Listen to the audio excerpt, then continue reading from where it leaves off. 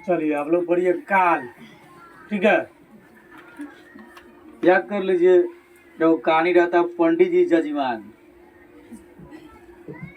उसमें काल की चर्चा है। इसमें काल की समय की बात है। और एक इंटरटेनमेंट में पंडित जी जजमान होता है। एगो जजमान के परिवार में कोनो आदमी एक्सपायर कर गया रहता है, मतलब मर गया रहता है। बहुत पुरानी इंटरटेनमेंट है, जाता है श्राद्ध करवाने के लिए। सारा कार्यक्रम करने के दौरान पंडित जी उसको सिखा दिए रहता है कि देखिए भाई, हम जैसे बताएंगे वैसे ही आप करिएगा, जैसे हम बोलेंगे वैसे आप बोलिएगा। ठीक है, सभी लोग इससे परिचित होगा इस कहानी से। ठीक ना।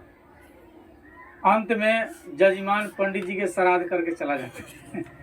नहीं, पूरा पैसा नमरी 50 टकिया सब लेके जजमाने फरार है। ओम तरर होते रह जाता है। आज हम लोग को जो चर्चा करना है काल के बारे में, ठीक ना। अंग्रेजी में 3, हिंदी में भी अलग अलग होते हैं। संस्कृत में काल बोधक जो है 10 लकार होते हैं। मतलब काल का बोध कराने वाला जो लकार होता है वह कितना होता है? 10 होता है। ठीक है, संस्कृत में काल का बोध कराने वाला, उसका संबोधन करने वाला कितना होता है? 10 लकार होते हैं संस्कृत में। ठीक है, जो इस प्रकार है: लट लकार, लोट लकार, लंग लकार, ठीक है, विधि लिंग लकार, लिट लकार और लिट लकार। ठीक है, 6 गो हो गया। 7वां आपका लूट लकार ना। जैसे पंडित जी के जजमान लूट लिया का, पंडित जी लास्ट में कहा गई तो हमरे श्राद्ध करा के चला गया, हम सबके करा के आते हैं। ये हो गया कथी? लूट लकार। 8वां लेट लकार। ठीक है, 9वां लुंग लकार, 10वां लिंग लकार। ठीक है, लेकिन मूल रूप से जरूरत 5 के पड़ता है। जरूरत कितना के पड़ता है? 5 के पड़ता है। इसलिए 5 की चर्चा किया जा रहा है। इसलिए है कि यहाँ केवल 5 लकार का उल्लेख किया जा रहा है जरूरत के हिसाब से। ठीक है, इतना ही की आवश्यकता पड़ती है अध्ययन में। ठीक है, पहला है लट लकार। किसे कहते हैं हम इसको देख लेते हैं। तो लट लकार जो है यह वर्तमान काल, वर्तमान मतलब जो अभी, ठीक है, जैसे आप टेंस पढ़ के आए हैं, प्रेजेंट टेंस किसे कहते हैं? जो काम अभी हो रहा है। ठीक है, पहले से होता रहा लेकिन अभी जारी है, चल रहा है वर्तमान में। ठीक ना। तो लट लकार का मतलब यह वर्तमान काल में होता है। लट लकार का बोध किससे होता है? वर्तमान काल से, अभी चल रहा है। ठीक है, या वर्तमान में जो समय, ठीक है, बीत रहा है, चाहे जो काम हो रहा है उसके द्वारा, ठीक है, हम उसको क्या कहते हैं? वर्तमान काल कहते हैं। जैसे, ठीक है, बालक पढ़ता है। बालक कब पढ़ रहा है? अभी पढ़ रहा है। बालक पढ़ता है, कब पढ़ रहा है? अभी पढ़ रहा है ना। तो बालक पढ़ता है, यानी कि यह वर्तमान काल का है। ठीक है, इसका अनुवाद बालकः पठति। ठीक है, बालक पढ़ता है, क्या होगा? बालकः पठति। ठीक है, मैं हंसता हूँ, अहम हसामि, अहम हसामि। ठीक है, यानी कि ये काम कथी क्या है? वर्तमान में हो रहा है।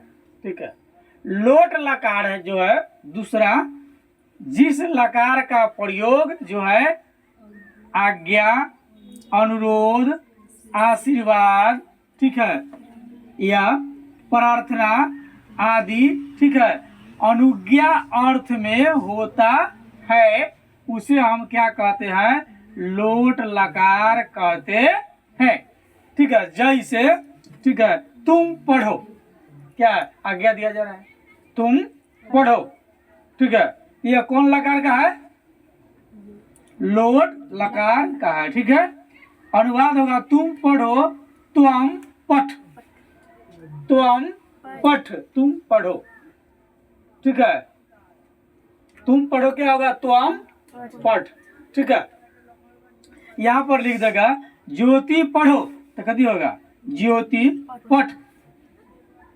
ठीक है, उसके बाद है वह घर जाए। क्या है? आज्ञा दिया जा रहा है, वह घर जाए।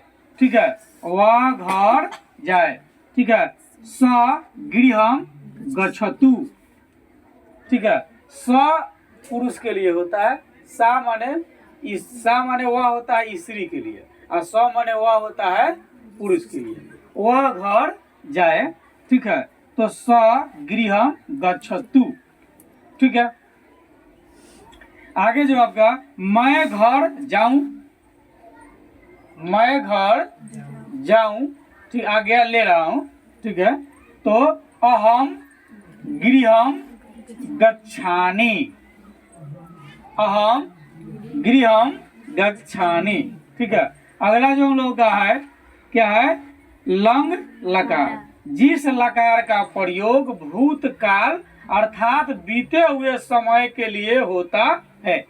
ठीक है, जिस लकार का प्रयोग भूतकाल अर्थात बीते हुए समय के लिए होता है उसे हम लंग लकार, ठीक है, चाहे कहे भूतकाल कहते हैं।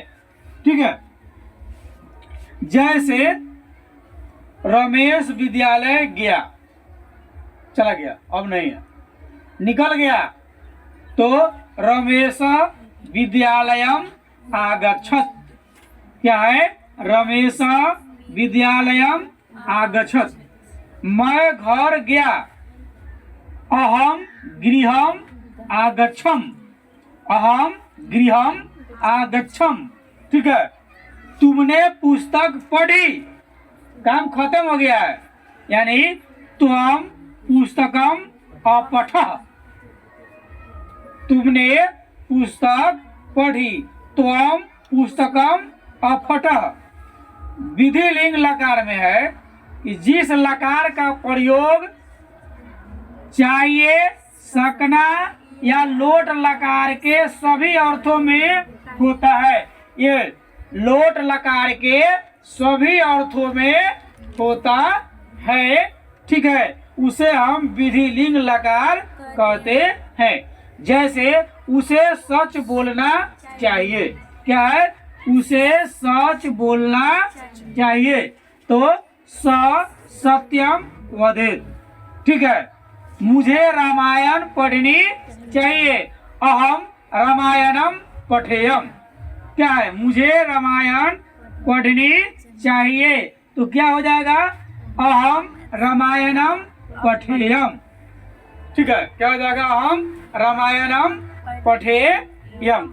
ठीक है, अब जो आगे हम लोग चर्चा करेंगे ये रहा लिट, जो भविष्य की बात करता है। ठीक है,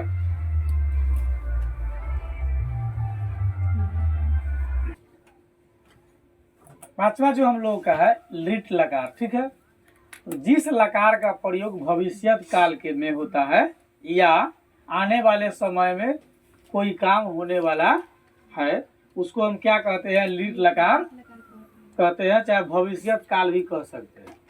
ठीक है, फ्यूचर टेंस तो अंग्रेजी में पढ़े, जो आने वाले समय में होगा, यो फ्यूचर टेंस लिखल है।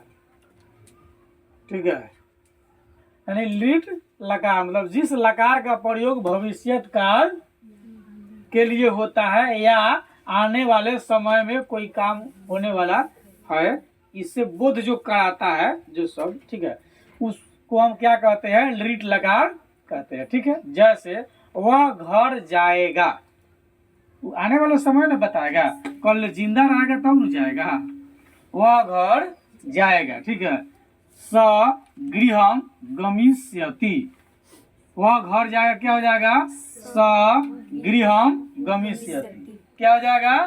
स गृहम गमिष्यति। ठीक है, मैं वेद पढ़ूंगा। ठीक है, अहम वेदम पठिष्यामि, अहम वेदम पठिष्यामि।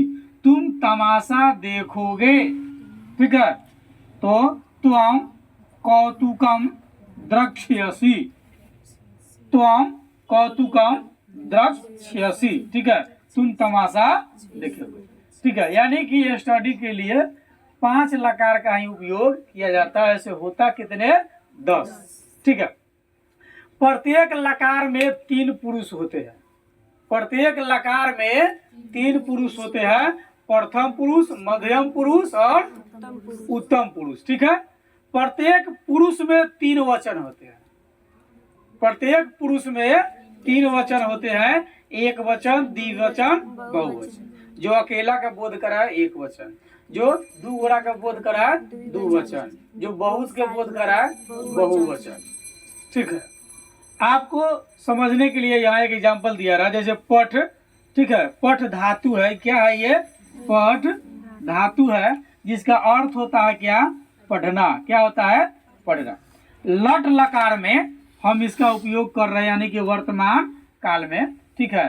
तो कहे है कि प्रत्येक पुरुष के कितने लकार होते हैं, बोले प्रत्येक पुरुष के कितने वचन होते हैं, तो 3। यहाँ वर्तमान पुरुष कौन है, प्रथम पुरुष, प्रथम पुरुष के कितने वचन है, 3, एक वचन, द्विवचन, बहुवचन, ठीक है। एक वचन में है पठति, द्विवचन में पठथः, बहुवचन में पठन्ति।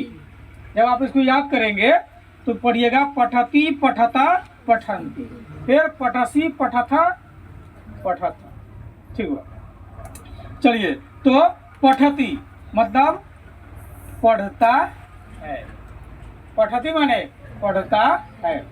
इसका अनुवाद बना दिया गया, सह पठति मतलब वह पढ़ता है। दूसरा है द्विवचन का, पठथा मतलब पढ़ते हैं, पढ़ता माने पढ़ते हैं। इसको बनाया गया तो पढ़ता मतलब वे दोनों पढ़ते हैं, ठीक है। तो माने वे दोनों, ते माने वे सब, पठन्ति, ते पठन्ति मतलब वे सब पढ़ते हैं, ठीक है।